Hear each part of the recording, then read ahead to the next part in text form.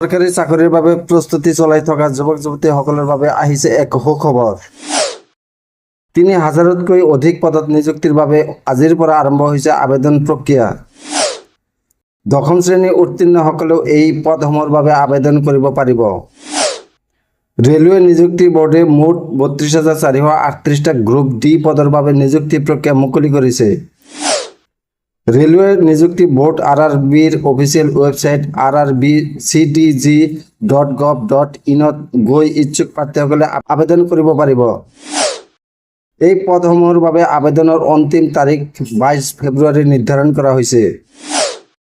Railway নিযুক্তি বোৰ্ডে জাৰি কৰা অধিসূচনা অনুসৰি প্ৰাৰ্থীসকলে নিৰ্ধাৰিত সময়সীমাৰ পূৰ্বে এই পদসমূহৰ বাবে আবেদন কৰিব পাৰিব। আবেদন কৰাৰ পিছত 25 ফেব্ৰুৱাৰীৰ পৰা 6 মাৰ্চলৈ প্ৰপত্ৰত সংশোধন কৰিব পাৰিব। এই পদসমূহৰ বাবে আবেদন কৰা প্ৰাৰ্থীসকল দশম উত্তীৰ্ণ হ'ব লাগিব।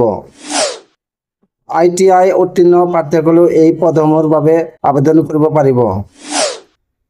পদসমূহৰ বাবে আবেদন কৰা প্ৰাৰ্থীসকলৰ বয়স 18 বছৰৰ পৰা 36 বছৰৰ ভিতৰত হ'ব লাগে। একে সময়তে সংৰক্ষিত শ্ৰেণীৰ প্ৰাৰ্থীসকলক নিৰ্ধাৰিত নিয়ম অনুসাৰে সৰ্বোচ্চ বয়সৰ সীমাত শিথিলতা প্ৰদান কৰা হৈছে। আবেদনকাৰীয়ে এই পদসমূহৰ বাবে আবেদনৰ সময়ত 500 টকা মাচুল পৰিশোধ কৰিব লাগিব। CBT পৰীক্ষাত অৱতীৰ্ণ হ'লে প্ৰযোজ্য বেংক চাৰ্জ কৰ্তন কৰাৰ পিছত প্ৰাৰ্থীক 400 টকা ঘূৰাই দিয়া হ'ব।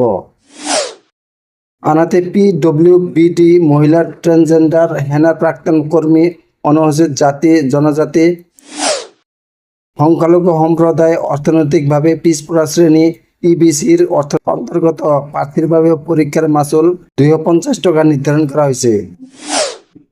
বেংকৰ চাৰ্জ কৰ্তনৰ পিছত এই ধনৰাশি ঘূৰাই দিয়া হ'ব। আজিৰ পৰাই এই পদসমূহৰ বাবে প্ৰাৰ্থীসকলে আবেদন কৰিব পাৰিব। আবেদনৰ বাবে প্ৰাৰ্থীসকলে ৰেলৱে নিযুক্তি বোৰ্ডৰ অফিচিয়েল ৱেবছাইট rrbcdg.gov.in চাওক। হোম পেজত দিয়া CEN 08/2024ৰ বাবে আবেদন কৰিবলৈ লিংকটোত ক্লিক কৰক। এতিয়া নিজা পঞ্জীয়ন কৰক আৰু আবেদন পত্ৰ পূৰণ কৰক। নথিপত্ৰ আপলোড কৰক, মাচুল পৰিশোধ কৰি ছাবমিট কৰক।